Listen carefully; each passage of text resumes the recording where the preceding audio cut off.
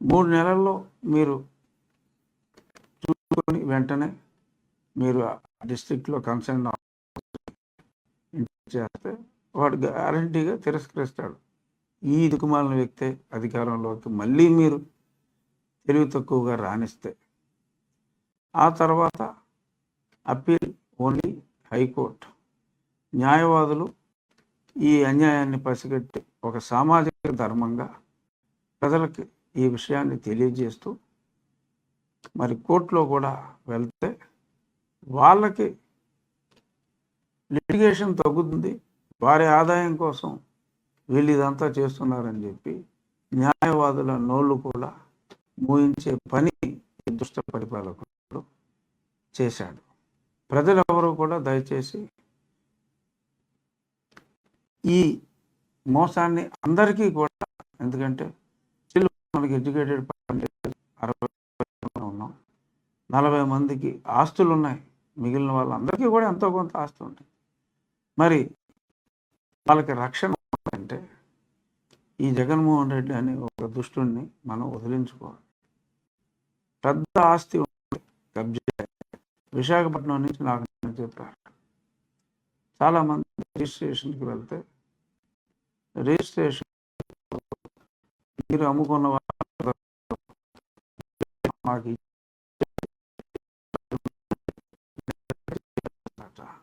కొందరు గడప వాళ్ళ తరపు ఇంతటి దారుణం, ఇంతటి అరాచకానికి చట్టాలను కూడా తమ చుట్టాలుగా చేసుకుని మరి ఈ ఆర్థిక అరాచకానికి పాల్పడుతున్న ఇలా ల్యాండ్ యాక్ట్ ద్వారా వాళ్ళ ఆస్తిని మళ్ళీ రీసర్వేలు చేసి మళ్ళీ దాని మీద మళ్ళీ వాడి బొమ్మలు వేసి ఇది పిచ్చే ఫీక్స్. సో ఇటువంటి వ్యక్తుల్ని మనం ఈ రాజకీయ చిత్రపటం నుంచి దూరం చేయాలి. ఈ ల్యాండ్ యాక్ట్ని పెద్దలు చంద్రబాబు ముఖ్యమంత్రిగా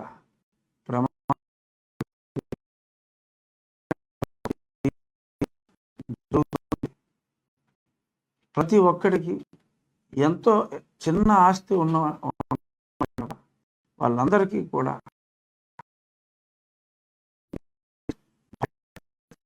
దేవుడి మీద ఉంది. దీన్ని ప్రజలందరి దగ్గరికి తీసుకెళ్ళండి. ఇక ఇంకొక ఇష్యూ, రిటైర్ అయిపోయిన వ్యక్తులకు కూడా అంటే టర్మ్ అయిపోయిన తర్వాత కూడా ఎక్స్టెన్షన్ ఇస్తున్నారు. టీటీడీలో ఉన్న ధర్మారెడ్డి గారికి ఫుల్ ఎడిషన్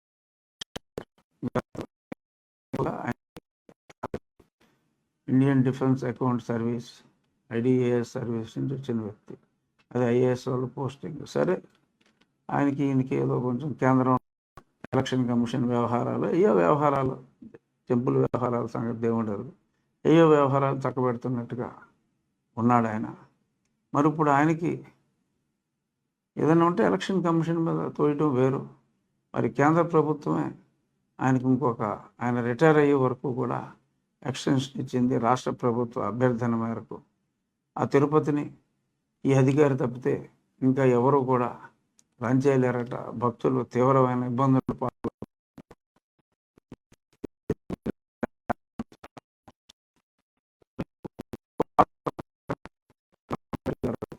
మరి రిటైర్ అయితే మూసేస్తాడే ఏంటి?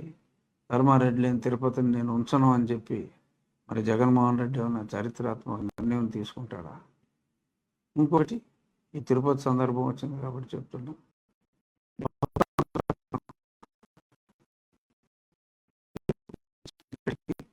కొంచెం ప్రయారిటీ ఇవ్వాలి అని చెప్పి చంద్రబాబు నాయుడు గారికి ఒక వినతి పత్రం ఇవ్వటం కూడా జరిగింది.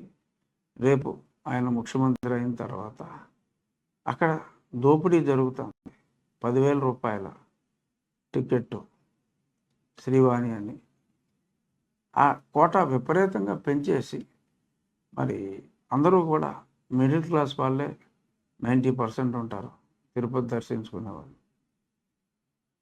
ధనవంతులు ఎంతమంది ఉంటారో వారి దగ్గర నుంచి మరి బలవంతంగా బట్ ఆప్షన్, స్వామిని చూడాలి, మొక్కు అనుకున్నప్పుడు స్వామిని చూడాలి అంటే ఒక కుటుంబంతో వెళ్తే 5 వ్యక్తులు వెళ్తే 5 పదులు 50,000 రూపాయలు వాళ్ళ ఆస్తులు అమ్ముకుని కట్టాలి.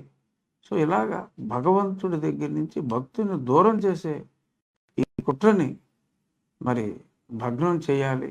భక్తులకి సదవకాశాలు కల్పించాలి. 300 రూపీస్ టికెట్ కోటాని మరి మిడిల్ క్లాస్ భక్తులు కోరికగా పెంచాలి అని చెప్పి తెలియజేయటం జరిగింది. తప్పకుండా సరైన సమయంలో ఉపశమనం అన్నది భక్తులకి ఆనందం కలిగించే వార్తే చంద్రబాబు నాయుడు గారు ఆయన ముఖ్యమంత్రి అయిన తర్వాత టీటీడీ ప్రక్షాళన జరిగిన తర్వాత డెఫినెట్గా చేస్తారు. ఇది భక్తులకి నేను చెప్పాలనుకుంటున్న మాట. మరి డీజీపీని సిఎస్ని మరి ఈరోజు పేపర్లో కొన్నింటిలో చూస్తే ఇంకా వాళ్ళని మార్చరేమో అని చెప్పి ఒక అభిప్రాయానికి వచ్చినట్టుగా అనిపిస్తుంది. అసలు డీజీపీని నేను ఎన్నోసార్లు చెప్పా, మళ్ళీ చెప్తున్నా, ఈరోజు కూడా చెప్తున్నా, ఫుల్ అడిషనల్ ఛార్జ్లో ఉన్న వ్యక్తి ఆ పదవిలో అసలు నార్మల్గానే ఉండటానికి వీల్లేదు. మరి దీని వెనక ఎవరున్నారు?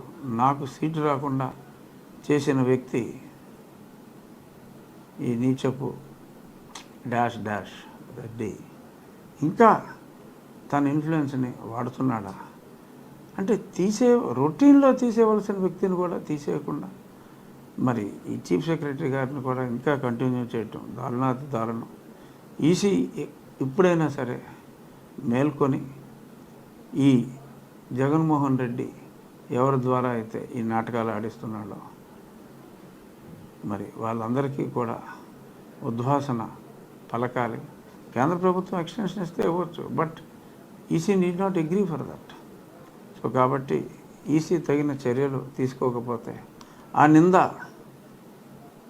మరి చాలా పెను ప్రభావాన్ని చూపెట్టే ప్రమాదం కూడా ఉంది. ఈరోజైనా సరే చీఫ్ సెక్రటరీ మార్పు ఉండాలి అని మా అభ్యర్థన లేఖ రాయటం కూడా జరిగింది. చూద్దాం ఏమవుతుందో. ఇక 4వ అంశం, సుధాకర్ రెడ్డి గొంతు చించుకుంటున్నాడు. మా సుధా జగన్మోహన్ రెడ్డే కావాలని వాళ్ళ తండ్రి పేరుని ఇరికించాడు. ఇది షర్మిల చెబుతున్న మాట కాదు, నాకు కూడా తెలిసిన పచ్చి నిజం. రాజశేఖర రెడ్డి గారు నా స్నేహితుడు, ఇది నాకు కూడా తెలిసిన పచ్చి నిజం. ఆయన పేరు ఛార్జ్షీట్లో చేర్చకపోతే నువ్వు జైల్లోంచి రావటం అన్నది జరగదు అని చెప్పి కావాలని చెప్పి రాజశేఖర రెడ్డి గారి పేరుని యాడ్ చేసిన వ్యక్తి జగన్మోహన్ రెడ్డి. తల్లిని వంచాడు, చెల్లిని వంచాడు. దివంగత రాజశేఖర రెడ్డి గారు అంటాడు. అసలు దివంగత రాజశేఖర రెడ్డి గారిని కూడా ఆయన ఆత్మకు కూడా శాంతి లేకుండా ఆయన్ను కూడా వంచి చక్కగా పరిపాలించిన ఆయన టైంలో తప్పు ఏదైనా జరిగిందంటే అది జగన్మోహన్ రెడ్డి. ఎవరెవరికైతే ఉపయోగాలు జరుగుతున్నాయో మరి వాళ్ళందరి దగ్గర మరి భయపెట్టో ఇంకోటి చేసో ఏదో ఒకటి చేసి లాగేశాడు. ఇటువంటి కొడుకు నాకు ఎందుకు పుట్టాడు అని చెప్పి ఎన్నోసార్లు రాజశేఖర రెడ్డి గారు బాధపడ్డాడు. ఆ 10వ క్లాస్ పేపర్లు అమ్మేసినప్పుడు ఈ పనికిమాలినోడిని ఇంట్లోంచి పంపించేస్తుంటే పోయేది కదా అని కూడా ఆయన బాధపడ్డాడు. మరి ఇటువంటి తండ్రిని వంచిన, తల్లిని వంచిన, చెల్లెళ్ళను వంచిన ఈ దుష్ట జగన్మోహన్ రెడ్డి న్యాయం చేస్తాడు అని చెప్పి ఇంకా కొద్దిమంది కొన్ని మాయమాటలు నమ్మి మరి అది మత ప్రభావం కావచ్చు, కుల ప్రభావం కావచ్చు, ఏదైనా కావచ్చు, మనం ఒక సరైన వ్యక్తిని ఎంపిక చేసుకోవాలి. మతాన్ని చూసుకోవాలి, అతని అభిమతాన్ని చూసి మనం సెలెక్ట్ చేసుకోవాలి తప్ప కేవలం నువ్వు కొలిచే దేవుడే అతను కూడా కొలుస్తున్నాడు అంటే అది ఎన్నికల్లో ప్రాతిపదిక ఎంపిక చేసుకుంటానికి ప్రాతిపదిక కాకూడదు. ఎంత వరస్ట్ ఫెలో అంటే వీడు. ఇవాళ మళ్ళీ సాక్షి పేపర్లో మళ్ళీ ఏదో రాశారు, ఒక 4 గురించి రాస్తూ నా గురించి కూడా రాశాడు. రేయ్ నీకు ఇదే చెప్తున్నా, కన్నాలు వేసింది నువ్వు. నీ పార్టీ నుంచి నేను పోటీ చేసినప్పుడు కూడా నువ్వు కొత్తగా పెట్టిన ఈ రాజద్రోహాలు ఈ కాకుండా మిగిలిన కేసులు అప్పుడు కూడా ఉన్నాయి. మరి అప్పుడు నువ్వు సీట్ ఎలా ఇచ్చావు? సన్నాసి. ఎక్కువ మాట్లాడితే ఇంకా ఎక్కువ విషయాలు నీ గురించి చెప్పాల్సి వస్తుంది. నీకు యాక్సిడెంట్ అయినప్పుడు మీ తండ్రి గారు ఏమని మాట్లాడాడు, నువ్వెంత పనికి మాలిన పుత్రుడు, నువ్వెంత సొంఠవో. సొంఠం అంటే ఇంటెలిజెంట్ సొంఠ.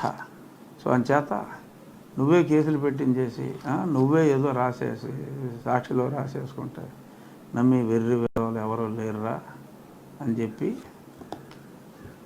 చెప్తున్నా. ఏదో వేసావు, ట్రిక్కులు వేసావు, మళ్ళీ ఎవరినో ఇండిపెండెంట్గా అని చెప్పి తెలుగుదేశం ముసుగేసి తీసుకొచ్చావు. దానివలన నువ్వు సాధించేది ఏమీ లేదమ్మా జగన్. అతి నీచంగా ఓడిపోబోతున్నావు. అతి త్వరలో రాజకీయ చిత్రపటం నుంచి నిన్ను చేస్తున్నాం. థ్యాంక్ యూ అమ్మా.